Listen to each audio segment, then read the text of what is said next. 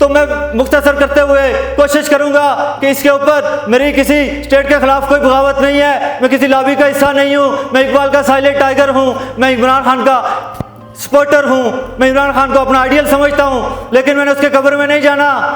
खान साहब जब आपसे एंकर पूछता है कि ये कोरोना क्या है, कैसे फैलता है, खान साहब आपने आज तक मीडिया को क्यों देखा? खान साहब आपको पता है कि आपके इर्द गिर्द आपके आस्थानों में बैठे हुए सांपों ने आपको कहां पर ला के छोड़ा हुआ है? खान साहब आपसे आखिरी फैसला करवाया जा रहा है कि आप लॉकडाउन लगवाएं या गरीब बाहर आए, तो गरीब तो बाहर आएगा। मजदूर कभी नींद की गोली नहीं खाते। आज आप अफसोस से इस्लामाबाद के एक धरती पे आए हैं, तो मैं ये जरूर आपसे उम्मीद करता हूं और रिक्वेस्ट करता हूं कि आपने बाहर देखी है, आपने अल्लाह की नेमतें देखी हैं, आपने उस रेडी वाली को देखा है जो समोसा बना रहा था, पकौड़ा बना रहा था, कोई चीज भी बना रहा था, तो क्या उसको लेने वाले वहां पे मौजूद थे? क्या लोगों ने रोजे नहीं रखे हुए? क्या ये रमजान में राबी तेज हो जाती है? आपको समझ नहीं आ रही? क्या ये हाथ फैलाने से फैलता है? ये हमारा दिन का ज़ाब्ता था, क्यों नहीं समझ आई? ये क्या कल ये अगर कहते कि ये बोलने से फैलता है, हम चुप हो जाते। ये वबाएं 40 साल से चल रही है।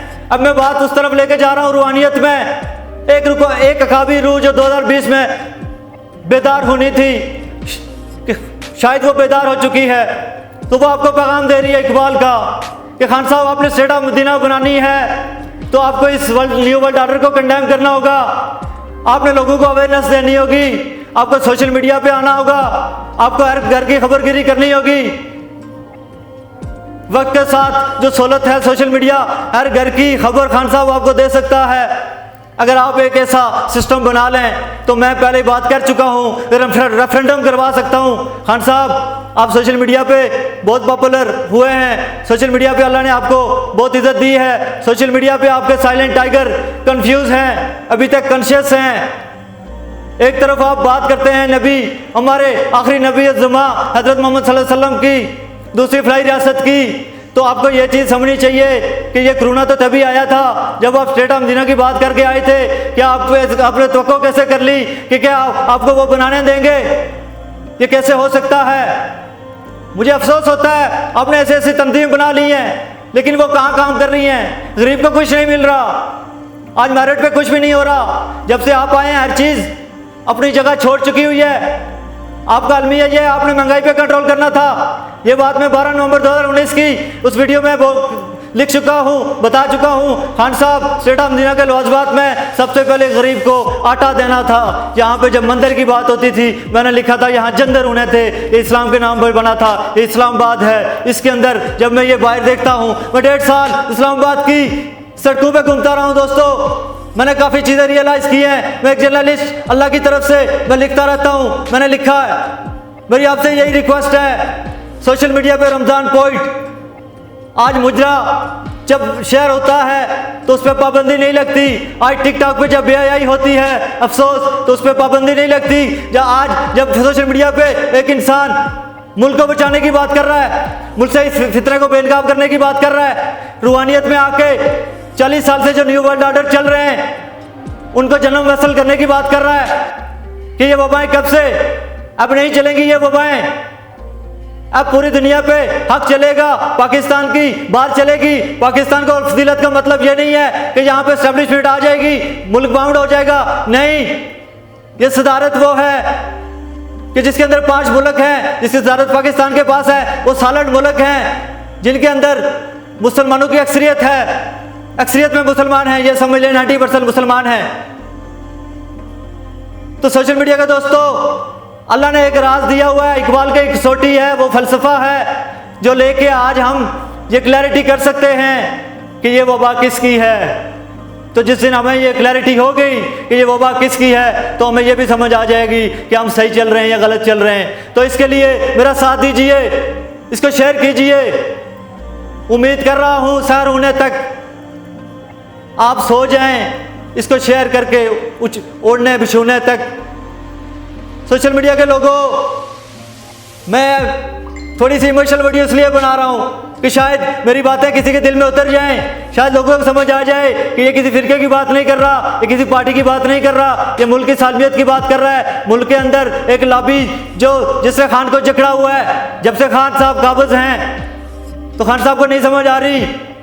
बदकिस्मती से मुल्क के अंदर ऐसे ऐसे सौलतकार हैं जो वो इतने अरसे से काबिज थे, तो इतना जल्दी ये मुल्क सुधर नहीं सकता, इतना जल्दी स्टेट ऑफ मदीना नहीं बन सकती। उसके लिए कुर्बानियाँ, तो कुर्बानी के लिए मैं तैयार हूँ। सबसे पहले मैं अपनी कुर्बानी देने के लिए तैयार हूँ कि इस मुल्क के अंदर से कोरोना दफा हो जाए, ये जो की वबा चली जाए, ये डिजिटल कोरोना चली जाए। हम वैक्सीन नहीं लगाएंगे। खान साहब, ये जो लिक्विड वैक्सीन है, इस कोरोना की आड़ में ये लोगों को वैक्सीन लगाई जा रही है, इंसान को डिजिटलाइज किया जा रहा है। आप खुद डिजिटलाइज की बात करते हैं। डिजिटल करेंसी होनी चाहिए, इंसान डिजिटल होगा तो फिर दज्जाल का होगा, वो इंसान नहीं रहेगा, वो इंसान नुमा जानवर बन जाएगा।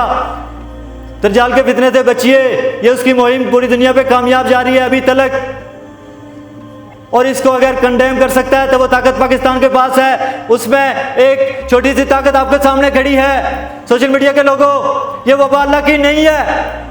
मैं फांसी पर चढ़ने के लिए तैयार हूं। सोशल मीडिया के लोगों, अगर आप चाहते हो आपकी नस्लें सुखी हो जाएं, अमन आ जाए, आपकी नस्लें तालीम हासिल कर सकें, आपकी नस्लें आप आज़ाद घूम सको, आपके ऊपर थकाम न हो, आपको ये जो विरासत में मिला है मांस, आप इससे बच सकें, तो आपको इसके खिलाफ जाना होगा।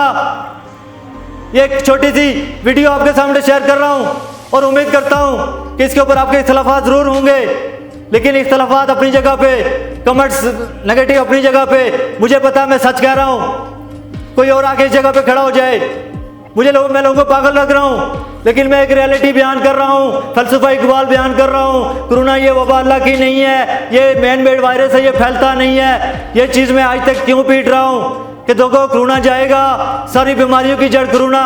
पूरी दुनिया इस टाइम थर्ड जनरेशन वार, ये तो फिफ्थ जनरेशन वार चल रही है, लेकिन दुनिया तीसरी जंग अजीम के दाने पे खड़ी है। ग़ज़वा हिंद की तरफ हालात जा रहे हैं। योगी कभी नहीं चाहेगा, उसके अपने कंसेप्ट हैं, उसने टेक्नोलॉजी में सब कुछ देख लिया है कि दुनिया में इमामत आ रही है, तो इमामत से पहले फितना आना था, बाद में नहीं आ सकता। तो ईमान का सबूत देना है मेरे भाइयों, मेरे दोस्तों, मेरे उलमा हज़रात, काबिल एहतराम हैं, सब कुछ है, लेकिन अमल से दिखाना होगा, ईमान का सबूत देना होगा। कहा गया था कि दज्जाली फितना आएगा तो ईमान वाले लोग बचेंगे। तो आज मैं देख के, मैं आजकल लाहौर की गलियों में फिरता हूँ, मैं मस्जिदों में जाता हूँ, मैं रियलाइज़ करता हूँ, मैं देख रहा हूँ, मैं अल्लाह से तौबा कर रहा हूँ कि या अल्लाह इस कौम को जगा दे, या अल्लाह इकबाल के उस ख्वाब को दोबारा एक बार ताज़ा कर दे, इकबाल की उस सोच को, इकबाल की उस ओरिजिनल थाट को किसी शाइन के दिमाग में उतार दे, ताकि उसको समझ आ जाए कि हमारे साथ हो क्या रहा है। लोगों माशियत टूटेगी, रोजगार नहीं रहेगा, लॉकडाउन होंगे, रोजगार खत्म हो जाएगा। खान साहब, कोई दानिश्वरी नहीं है, ये कोरोना घरों में भी जा सकता है, लेकिन नहीं जा सकता। क्यों? ये इस चीज़ की दलील है कि ये डिजिटल कोरोना है। अगर ये अल्लाह का कोरोना है तो वो घर में नहीं जा सकता। क्या ये कोरोना सिर्फ मस्जिदों में फैलता था? बहुत सारी मिसालें दे सकता हूँ अल्हम्दुलिल्लाह, लेकिन मुझे कोई सवाल करे तो उसके ऊपर मैं जवाब दे सकता हूँ। अभी मैं अपनी मदद आप बोल रहा हूँ सिर्फ इसलिए कि मेरा मकसद ये नहीं है कि मैं यहाँ पे बहुत पॉपुलर हो जाऊँ, मैं कोई स्टार बन जाऊँ। नहीं, अगर अल्लाह ने बनाना है तो बनाएगा। मैं एक मकसद लेके, एक मिशन लेके आपके सामने खड़ा हूँ।